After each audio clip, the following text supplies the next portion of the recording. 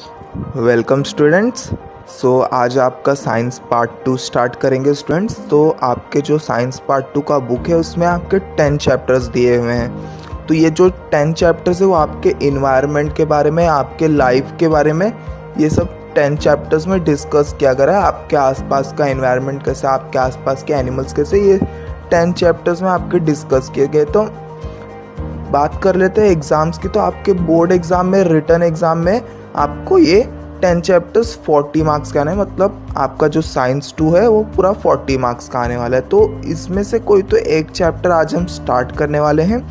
तो जो चैप्टर है, आपको उस चैप्टर में हमारे आसपास के जो भी एनिमल्स हैं उनके बारे में जानने को मिलेगा। हमारे अर्थ पे बहुत सारे लिविंग ऑर्गेनिजम्स रहते हैं। आपको जैसे पता ही होगा हमारे आसपास कितने भी जो भी लिविंग ऑर्गेनिजम्स है वो रहते हैं। तो पहले हम लिविंग ऑर्गेनिज्म समझ लेते। तो लिविंग ऑर्गेनिज्म क्या होता है?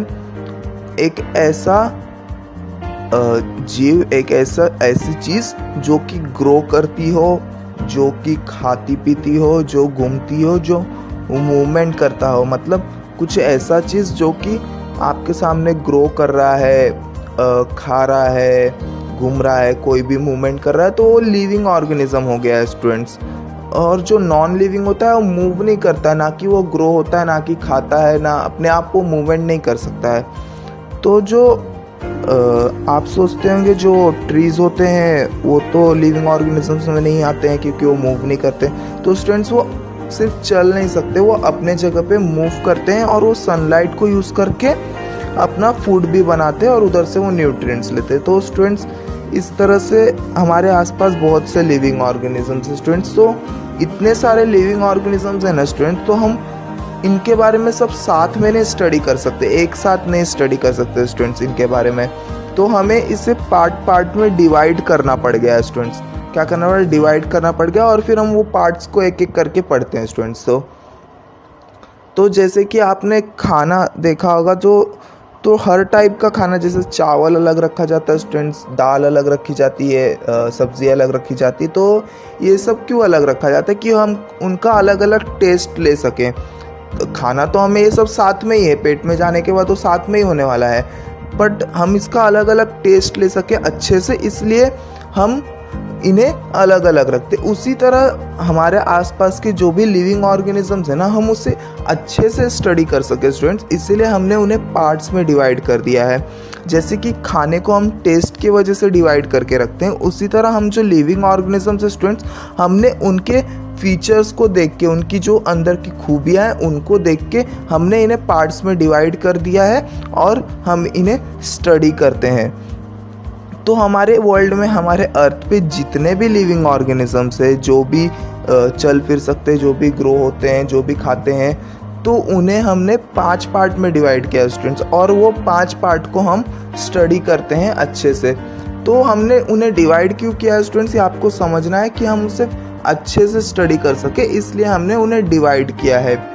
तो हमारे लिविंग ऑर्गेनिजम्स ने 5 पार्ट में डिवाइड है। According to the characteristics of living organism they are classified into 5 kingdoms. तो उनके विशेषताओं के हिसाब से, उनके खूबियों के हिसाब से, उनके फीचर्स के हिसाब से हमने उन्हें 5 किंगडम्स में डिवाइड किया, 5 पार्ट्स में दिया। आपने पिछले क्लासेस में पढ़ा होगा कि विटेकर्स 5 किंगडम। तो विटेकर नाम का साइंटिस्ट था, उन्होंने इन्हें 5 पार्ट में क्या किया था? क्लासीफाई किया था हमारे अर्थ में जितने भी लिविंग ऑर्गेनिजम्स रहते हैं स्टूडेंट्स। तो उन्हें क्या बोलते हैं? विटेकर्स 5 किंगडम्स बोलते हैं। तो 5 किंगडम्स में उन्होंने डिवाइड कर दिया था स्टूडेंट्स। तो हम देखते हैं वो 5 किंगडम क्या क्या है। तो उनके कैरेक्टर्स के हिसाब से हमने डिवाइड किया स्टूडेंट्स, उनमें जो जो फीचर्स हैं उनके हिसाब से डिवाइड किया। तो देखते हैं 5 किंगडम्स क्या। तो फर्स्ट है मोनेरा, सेकंड है प्रोटिस्टा, थर्ड है फंगाई, फोर्थ है प्लांटे एंड फिफ्थ है एनिमेलिया। तो जो मोनेरा होता है ना स्टूडेंट्स, उसमें सिंगल सेल वाले ऑर्गेनिजम्स आते हैं। क्या? सिंगल सेल वाले, जिसमें सिर्फ एक ही सेल हो और वो भी उसमें भी न्यूक्लियस वेल डिफाइन ना हो। तो मोनेरा में क्या आते हैं? एक सेल वाले जिसमें न्यूक्लियस अच्छे से ना दिखे हमें। और जो प्रोटिस्टा रहता है ना स्टूडेंट्स, उसमें भी एक सेल वाले ही ऑर्गेनिजम्स आते हैं, बट उनका न्यूक्लियस अच्छे से हम देख सकते हैं, अच्छे से उनका न्यूक्लियस डिफाइंड रहता है, वेल डिफाइंड रहता है स्टूडेंट्स। तो प्रोटिस्टा का मैं एक एग्जाम्पल देता हूँ। आप आप नदी किनारे गए होंगे तो वहाँ पे ग्रीन ग्रीन ऐसे घास टाइप छोटे छोटे उगे रहते हैं, काई बोलते हैं जिन्हें, तो वो अलगे में प्रोटिस्टा में आते हैं।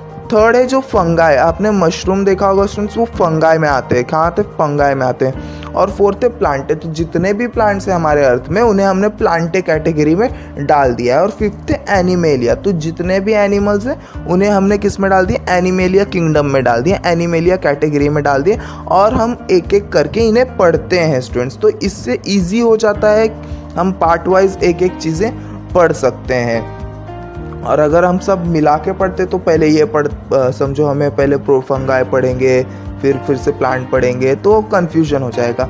तो एक चार्ट देख लेते हैं स्टूडेंट्स। ये चार्ट आपके चैप्टर के जो फर्स्ट पेज पे ये चार्ट दिया गया है। ये चार्ट से हमें समझ जाएगा कौन सा किंगडम किस टाइप के ऑर्गेनिज्म को कंसिस्ट करता है, किस टाइप के ऑर्गेनिज्म को कंसिस्ट करता है। तो जो लिविंग ऑर्गेनिजम्स हैं पहले वो सेल के हिसाब से डिवाइड हुआ है स्टूडेंट्स, प्रोकैरियोटिक सेल्स और यूकैरियोटिक सेल्स। प्रोकैरियोटिक सेल्स क्या होता है? जिसका न्यूक्लियस हम देख नहीं सकते, जिसका न्यूक्लियस हम डेफिनेटली बता नहीं सकते कि इसका न्यूक्लियस इस सेल में यहीं पे है, तो वो वेल डिफाइंड नहीं है, तो प्रोकैरियोट। तो प्रोकैरियोट में क्या होता है? किंगडम मोनेरा आते हैं। किंगडम मोनेरा मैंने आपको पहले बता दिया है, जिसमें सिर्फ सिंगल सेल वाले आते हैं, प्रोकैरियोटिक सेल क्या है। और यूकैरियोटिक किस में डिवाइड है?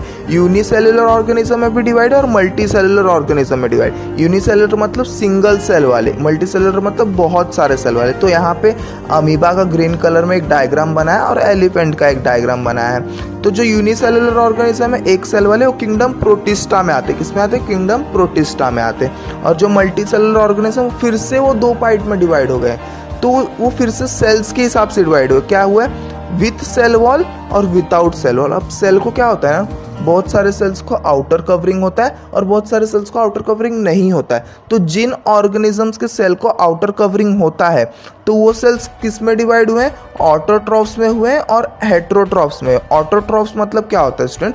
जो अपना फूड खुद से बनाते, तो वो क्या आते हैं? किंगडम प्लांटे उन ऑटोट्रॉफ्स कैटेगरी में आते हैं। और हेट्रोट्रॉफ्स क्या होता है? जो कि दूसरों पे डिपेंड होते हैं स्टूडेंट्स, दूसरों के ऊपर डिपेंड होते हैं अपने न्यूट्रिएंट्स के लिए, तो किंगडम फंगाई में आते हैं। अब जो विदाउट सेल वॉल है, मतलब जिनके सेल्स पे आउटर कवरिंग नहीं होता, वो ऑर्गेनिजम्स किस में आते हैं स्टूडेंट्स? किंगडम एनिमेलिया में आते हैं। किस में आते हैं? किंगडम एनिमेलिया में। वो ऑर्गेनिजम्स किस में आते हैं स्टूडेंट्स? किंगडम एनिमेलिया में आते हैं। मतलब जितने भी एनिमल्स हैं उनके सेल्स में वो आउटर कवरिंग नहीं है, वो सेल वॉल नहीं है, तो किस में आते हैं स्टूडेंट्स? किंगडम एनिमेलिया में आते हैं। तो ये डायग्राम से आपको समझ गया होगा कि किस टाइप के ऑर्गेनिजम्स, किस टाइप के जो भी जीव हैं हमारे अर्थ पे, वो किस किंगडम में आते हैं। तो स्टूडेंट्स अब हम हमारा लेसन स्टार्ट करने जाएंगे स्टूडेंट्स। तो आई होप आपको ये डायग्राम समझ गया होगा स्टूडेंट्स, बहुत ही इंपॉर्टेंट डायग्राम है।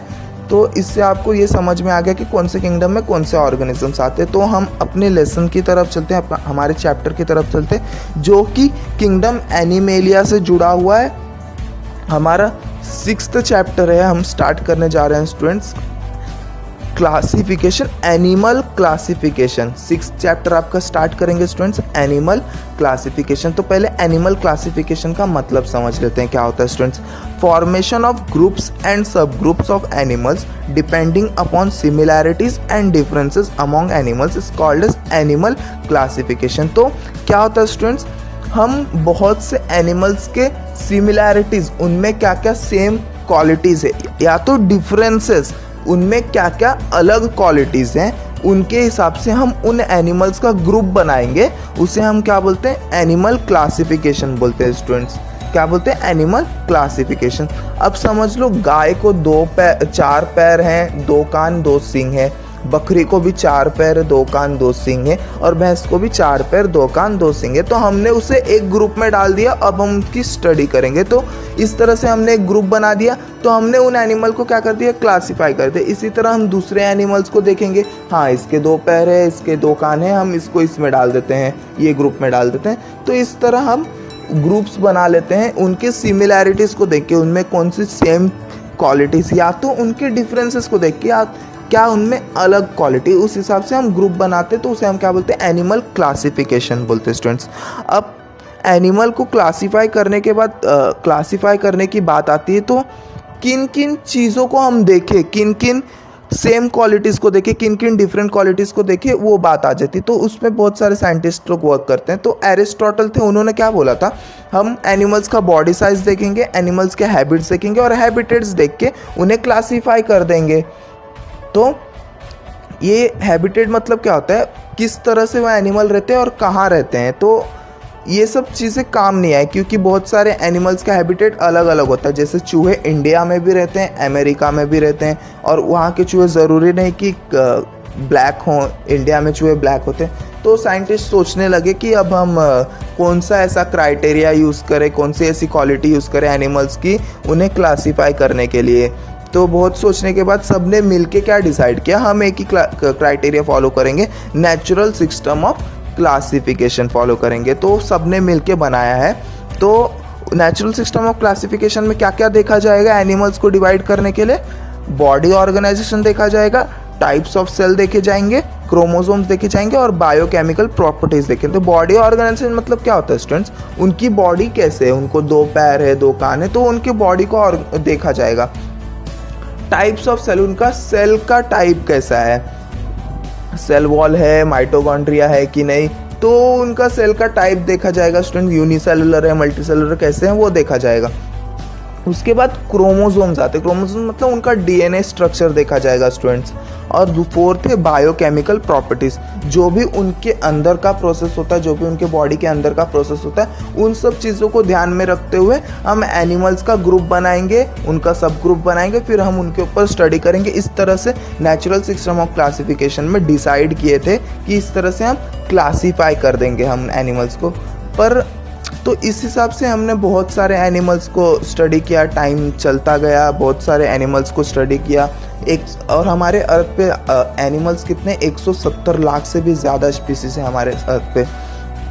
तो बहुत सारे स्टडी करने के बाद क्या मालूम पड़ा, बहुत सारे एनिमल्स में नोटोकॉर्ड प्रेजेंट रहता है, बहुत सारे एनिमल्स में नोटोकॉर्ड नहीं प्रेजेंट होता है। तो नोटोकॉर्ड आपको स्क्रीन पे वो रेड कलर का आपको दिख रहा है ना, उसे हम क्या बोलते हैं, नोटोकॉर्ड बोलते हैं। वो कहाँ रहता है, हमारा जो रीढ़ का हड्डी होता है ना स्टूडेंट, उसके जस्ट ऊपर होता है नोटोकॉर्ड। ऐसा हमारे ब्रेन से जुड़ता वो लंबा सा वो हमारे रीढ़ की हड्डी के अंदर से गुजरता है स्टूडेंट। तो वो क्या होता है नोटोकॉर्ड, वो बोन नहीं होता है स्टूडेंट, वो फ्लेक्सिबल होता है और वो हमें सपोर्ट करता है स्टूडेंट्स।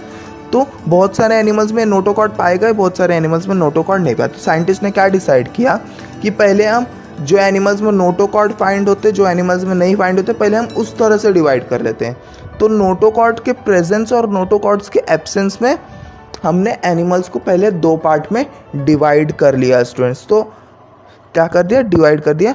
तो पहले हम देख लेते हैं नोटोकॉर्ड होता क्या है स्टूडेंट्स।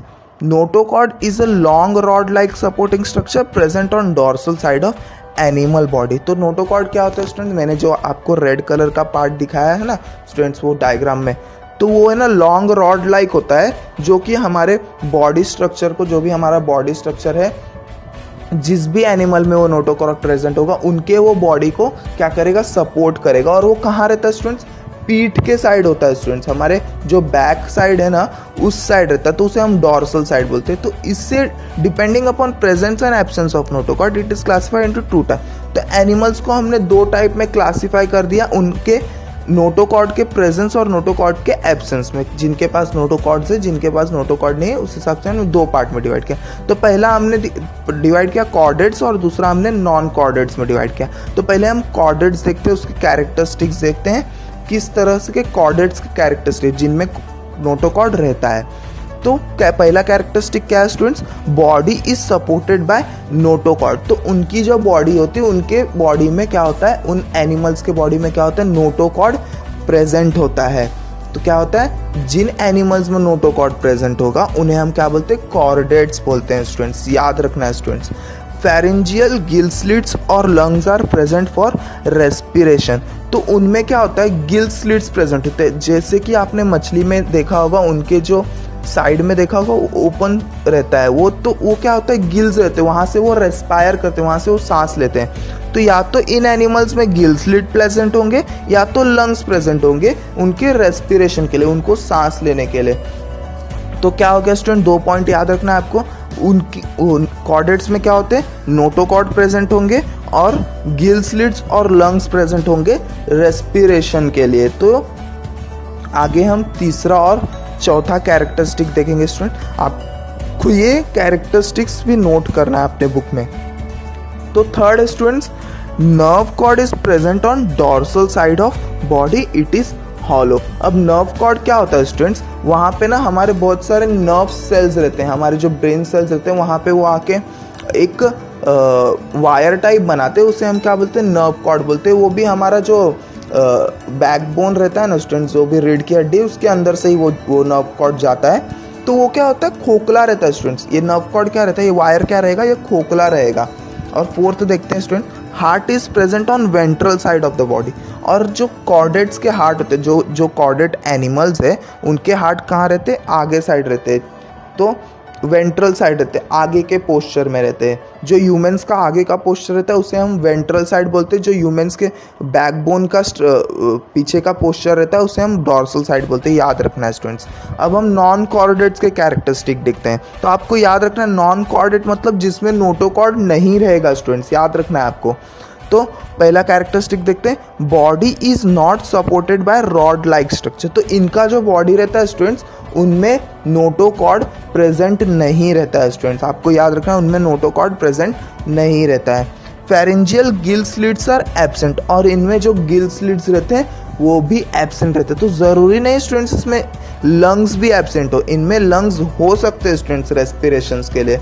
तो इनमें सिर्फ गिल स्लिट्स एब्सेंट है, मतलब जो गिल्स रहते हैं, ज़्यादातर की गिल्स जो पानी में एनिमल्स रहते हैं ना, उनमें गिल्स रहते हैं रेस्पायरेशन करने के लिए, सांस लेने के लिए। तो जो फेरेंजियल गिल स्लिट है वो इनमें नहीं रहते। नॉन कॉर्डेट्स एनिमल में ये गिल स्लिट्स नहीं रहते, ना कि इनमें नोटोकॉर्ड प्रेजेंट होता है।